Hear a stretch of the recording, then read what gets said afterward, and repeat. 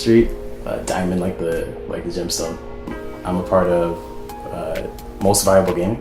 Most Valuable Gaming is an eSports organization that deals with Smash Brothers and the fighting games. And then also as the former president and project manager of Gator Gaming, which is the University of Florida's official gaming organization. So, my name is Joshua Harding, and I've been in Gainesville for about 4.5 years now, and I'm pretty much involved with Gator Gaming. I'm the tournament organizer for StarCraft 2 at the moment. I also used to be the tournament organizer for Hearthstone, and I used to also play in StarCraft 2 and Hearthstone tournaments here. It seemed like Smash was, it gets the most individual people playing. It seemed like the most booming that wasn't already like the most official esports industry. So I kind of wanted to delve into that, kind of build it into something that, it could be like a StarCraft or like a League of Legends, where you have big companies actually sponsoring players and you have associations and stuff like that. So it's kind of cool. From there, it's been a really natural experience, kind of seeing what the community needs as much as it wants, and then kind of trying to build it and provide opportunities for people to actually play, actually compete, actually practice, and still hold that while also having jobs, having careers. So it's been fun. It's been a minute, almost 4 years. So it's been fun. In the Gainesville scene, I think we have one of the strongest gaming scenes in Florida, to be honest.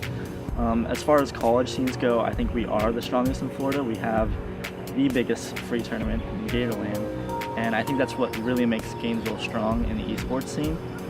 And I also think Gainesville has a bit of a lack of other events outside of Gatorland, and I think that's something that I would like to see more of in the future.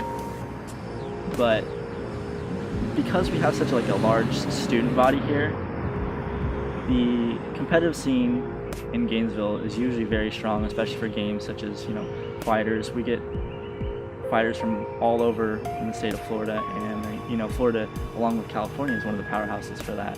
So I think just the different scenes here, you have its own MOBA scene, RTS scene, the fighting game scene. Each of those really comes together at Gatorland and makes that the premier event in Florida as far as college held events go.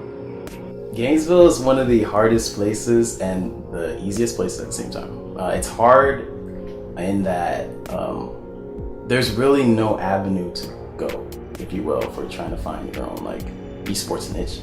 So you have to kind of really open your eyes and kind of search for it. But the cool thing is once you find it, it's all centralized. The majority of esports that can happen in Gainesville is going to happen at University of Florida. There's been ventures all outside of it, just outside the university, and it's just been just hard. Just arcades shutting down, LAN centers shutting down. There's initiatives in general just being shut down, just by either the city or by the universities.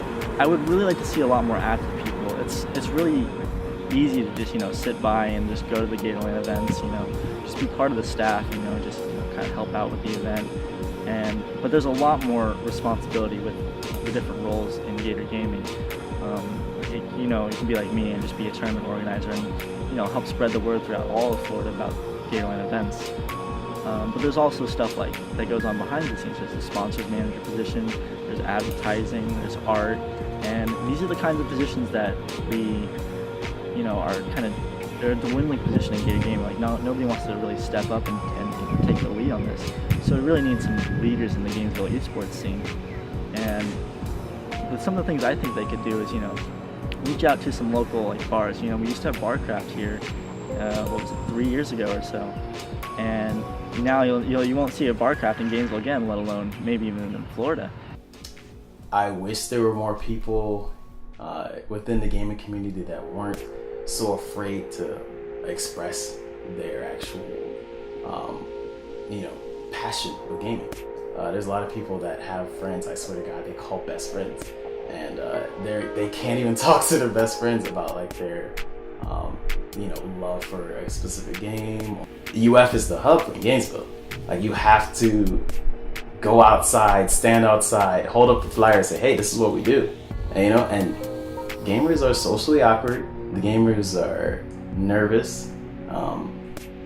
They don't know how to properly express their passions sometimes, so it can come off as a little abrasive, or it can come off as like,